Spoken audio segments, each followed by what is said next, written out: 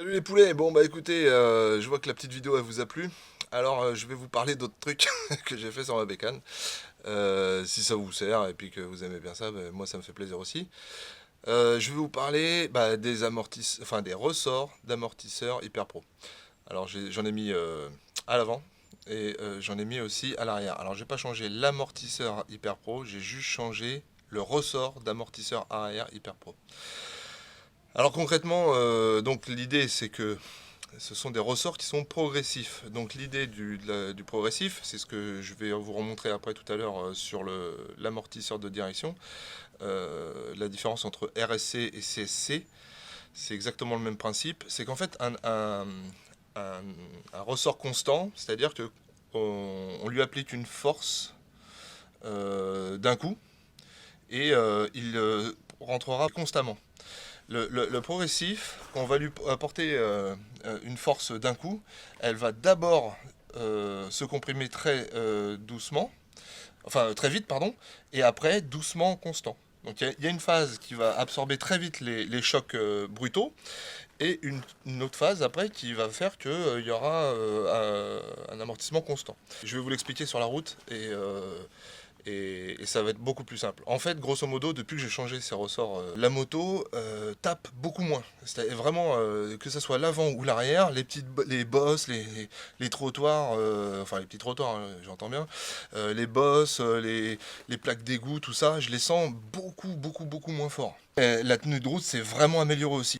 Dès que je suis sur la route et que je commence à tartiner un peu, là, la moto, elle colle encore mieux en fait à la route. Vraiment, il y a les deux avantages d'un coup à les changer.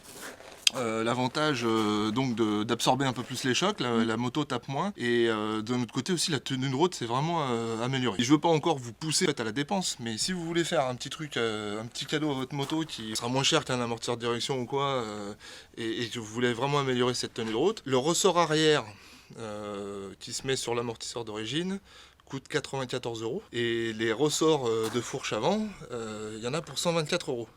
Donc grosso modo, soit vous le faites d'un coup, ça vous coûte à peu près 250 balles, mais après bon, faut le faire, hein.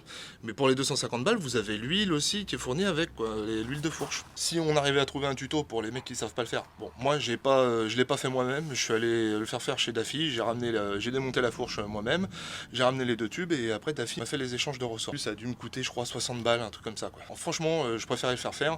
Dans ce genre de partie-là, un peu technique, moi je suis un peu largué, je vous montre sur place. Bon bah là en fait sur la fourche ça va pas se voir, hein, mais bon ils sont dedans.